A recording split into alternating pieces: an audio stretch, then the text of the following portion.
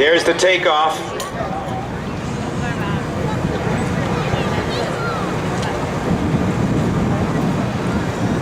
Let's watch. This is a C-31 troop ship aircraft.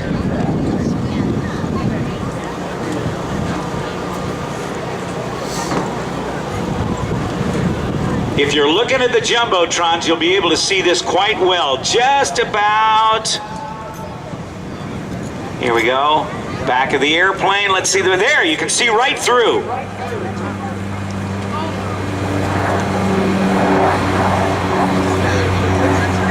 Yep. Team leader is out there. And they'll climb through, and they're going to do the streamer drop in just a moment as we continue to thank some of our great partners here, including the President's Gallery by Madame Tussauds. Experience the glory of our nation's history firsthand in an unparalleled interactive exhibit featuring lifelike wax figures of all presidents from George Washington to Barack Obama. President's Gallery by Madame Tussauds. The team leader will call for the tossing out of some wind drift indicators, crepe paper streamers. They're going to come out right now. They're weighted pieces of crepe paper, about 15 to 18 feet long and about 18 inches wide. And they are slightly weighted at the bottom. And this is going to give the team the information they need to exit the aircraft from 12,500 feet and land right where they need to be. Here comes the MV-22 Osprey with Captain Seth Flesh Grant, Captain James Cooper Holt, Captain Chris Hoppa Ferris, Sergeant Daniel Howington, and Sergeant Frank Russett aboard. Now, if these wind drift indicators come into the crowd, and it appears that they will, don't try to catch them. They are weighted at the bottom, and if you try to catch it, they will sting you, and we don't want that to happen. So please make sure you don't try to catch them. But if they do touch the ground, then they are going to be yours to keep. They can be souvenirs. He's going to reach down by his boot and pull on a cord and ignite a smoke canister so you'll actually be able to see him. He should be out of the aircraft very, very soon. Jumper away, you can see the smoke. Ladies and gentlemen, presenting your United States Army Parachute Team here at the 2012 Joint Service Open House. It is the Golden Knights. Here they come.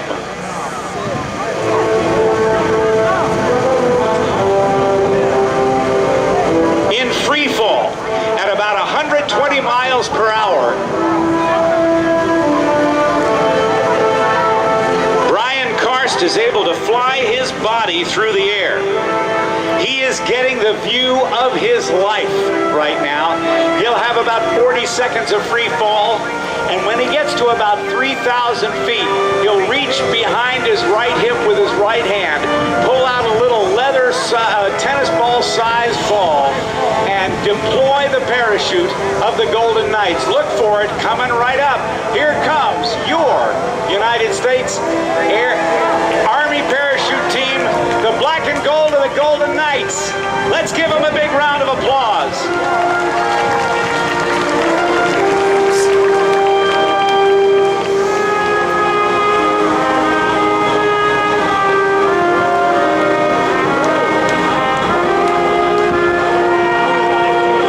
And flying the POW-MIA flag.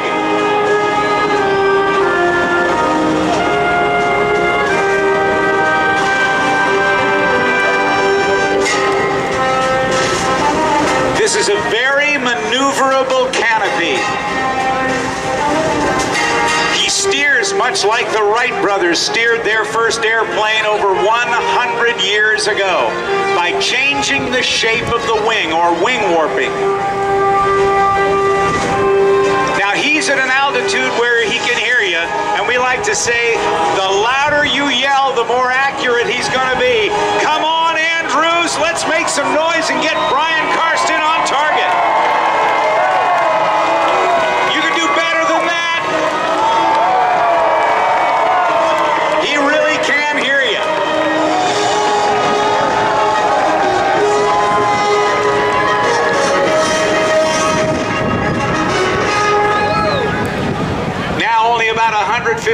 above the ground. He's on his way down. Let's take a look as he works his way down toward the target.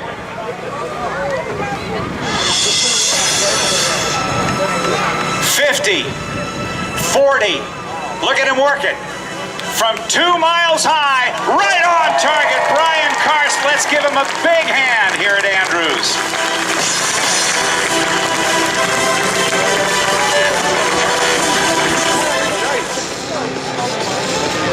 At this time, members of the Gold Demonstration Team are circling high overhead in our distinctively painted C-31 Friendship aircraft at an altitude of 12,500 feet. The Jumpmaster is actually looking out the left door of the aircraft. His head is outside in the wind and the cold. Through a series of hand and arm signals, the Jumpmaster is relaying heading corrections to the pilot, maneuvering the aircraft to a precise exit point for the jumpers. Watch closely, as you may see the nose of the aircraft move slightly left or right in response to the steering instructions. The aircraft has been slowed to a safe exit speed of 120 miles per hour, the same speed as a free-fall parachutist at terminal velocity. As the aircraft gracefully crosses overhead, the Jumpmaster gives the cross-arm signal of hot target, signifying the airspace is clear and it is safe to jump. The jumpers complete their final gear checks and move to the doors in the rear of the aircraft.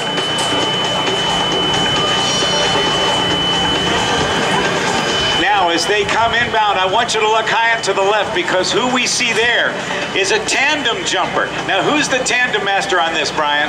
The tandem master on this is Staff Sergeant Jared Zell. Jared Zell is up there, and he's got a passenger with him, an airman, a young lady, Christine Sabota, who has worked up here as my assistant for the past 4 years here. It's a tandem jump, and she has just gotten the 2-mile ride of her life. Watch them as they get in close to the target. They will land in the grass, I believe, and just before they land, you'll see her pull her legs up in case they have to slide in. Take a look. A large canopy. Make some noise, folks, for Christine. She's waving at you. Hey, Christine, you did great, lady. I think she had a good time. She's waving like she loved every second of it, Brian. Yes, she is. It's a thrill of a lifetime, especially being the front rider. Having somebody else land for you, you get to enjoy the whole view. She saw more of this country than she's ever seen in her life. Watch for the landing. A tiptoe stand-up landing. Let's hear it. Way to go, Jared. Way to go, Christine. All right, back to you, Brian. In a matter of moments, members of the Gold Demonstration Team will simultaneously exit the aircraft. Members of the Gold Demonstration Team rapidly approaching 120 miles per hour. The initial part of the formation is called the base. It forms quickly as the jumpers interlock their arms and legs to form the nucleus of the formation. The remaining jumpers set up slightly above and outside the formation, awaiting the team leader's call. At 9,000 feet, the team leader waved his arms, signaling the outside jumpers to fly to the base. As the jumpers fly closer and closer together, they use their arms, legs, and shoulders as flight controls. The formation continues to fall at 120 miles an hour as the freefall photographer circles the formation. At 5,000 feet, the team leader will wave his arms, signaling all the jumpers to turn and perform the ball burst maneuver. And there you have the high-flying black and gold of your United States Army parachute team, the Golden Knights. Now, as you may have guessed, these jumpers are faced with a unique situation, a traffic jam in the sky. They must gain vertical separation in order to allow for individual approaches into the target area. This is accomplished by pulling on the front part of the parachute and spiraling down at speeds of 60 miles per hour, setting up a traffic pattern just like you might see aircraft at a busy airport. Ladies and gentlemen, also accompanying the team today is the Golden Knights Command Team. First on the list is our current battalion commander from Buffalo, New York. He is a Special Forces officer with 750 free-fall parachute jumps. Lieutenant Colonel Joe Martin. And also our new incoming battalion commander from Puerto Rico. He's an artillery officer with 500 free-fall parachute jumps. Lieutenant Colonel Enrique Melendez. Also with us is our Sergeant Major from Coeur d'Alene, Idaho. He's an Airborne Special Forces Sergeant Major with 750 free fall parachute jumps. Sergeant Major Stephen Young. Ladies and gentlemen, all the jumpers are at an altitude where they can hear you. So as they come into the target area, I want you to get loud and make some noise and welcome them in.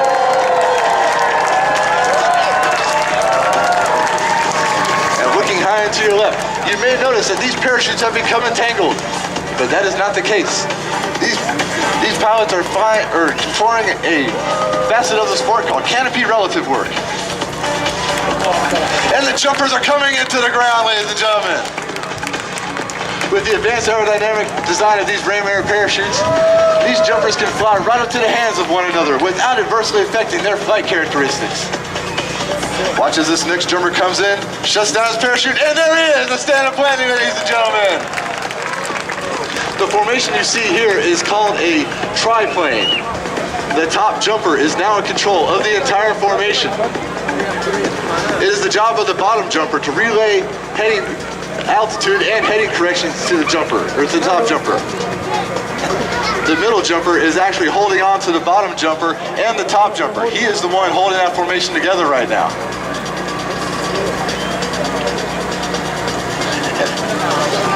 Watch as these jumpers come into the target area.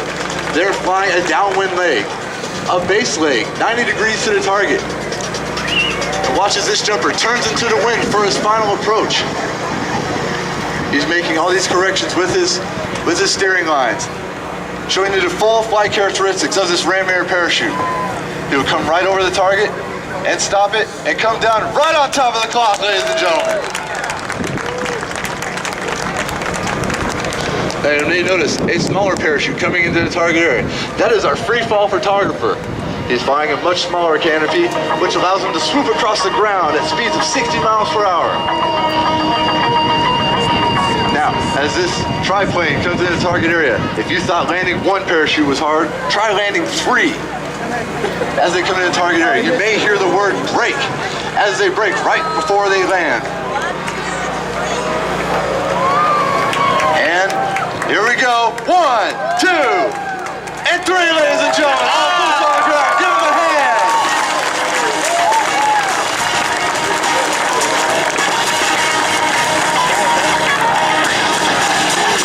The same degree of precision, discipline, and teamwork exhibited by the demonstrators and competitors is also reflected in the Golden Knights Elite Aviation section. Nicknamed Team 6, the pilots who fly the team. Now, as the last of the jumpers remove their equipment and don the distinctive maroon beret, I'd like to introduce them to you in an order of their performance. But first, performing the difficult duties of ground control. From Caguas, Puerto Rico, he's an airborne infantryman with 107 free fall parachute jumps, Sergeant George Perez. Assisting Sergeant Perez in ground control from Port Huron, Michigan, she's an airborne recruit liaison with 45 free fall parachute jumps, Staff Sergeant Shelby Bixler. Also assisting in ground control from Houston, Texas, he's an airborne artilleryman with 580 free fall parachute jumps, Specialist Trey Martin. Performing the technical duties of free fall photography from Houston, Texas, he's an airborne artilleryman with 653 free fall parachute jumps, Staff Sergeant Chris Acevedo. And now for your jumpers. From Vero Beach, Florida, he's an airborne parachute maintenance technician with 756 free fall parachute jumps, Staff Sergeant Tom Prida. All the way from Canopy, Oregon, he's an airborne cavalry scout with 983 free fall parachute jumps, Sergeant First Class Dustin Peregrine. From Panel, California, he's an airborne ranger with 3,100 free fall parachute jumps, Sergeant First Class Aaron Beagle. From down in Orlando, Florida, he's an airborne parachute maintenance technician with 1,050 free fall parachute jumps, Sergeant Jesse Stoller. From Sarasota, Florida, he's an airborne parachute maintenance technician with 1,450 free fall parachute jumps. Staff Sergeant Tom Melton. From Glen Burnie, Maryland, he's an airborne military police officer with 935 free fall parachute jumps. Staff Sergeant Kevin Pressgraves. And leading the Golden Knights in free fall, the team leader of the Gold Demonstration Team from Yuma, Arizona. He's an airborne ranger with 4,200 free fall parachute jumps. Sergeant First Class J.D. Barentis. Ladies and gentlemen, it gives me a great pleasure to present to you the Gold Demonstration Team for the 2012 Air Show season. All members of your United States Army Parachute Team, the Golden Knights. Ladies and gentlemen, this concludes our performance for today. And on behalf of the entire team, I would like to thank each and every one of you for being such a warm and receptive airborne audience. And in closing, I leave you with this final thought. In the future, may all your days be prosperous and your nights golden. Brian Kars, thank you very much, buddy. Nice to see you. Good job, man. Great jump, great performance. Ladies and gentlemen, give it up for the Golden Knights. Yes, indeed. Coming up in just a moment, the Geico Sky Typers will be in here. Following the Geico Sky Typers.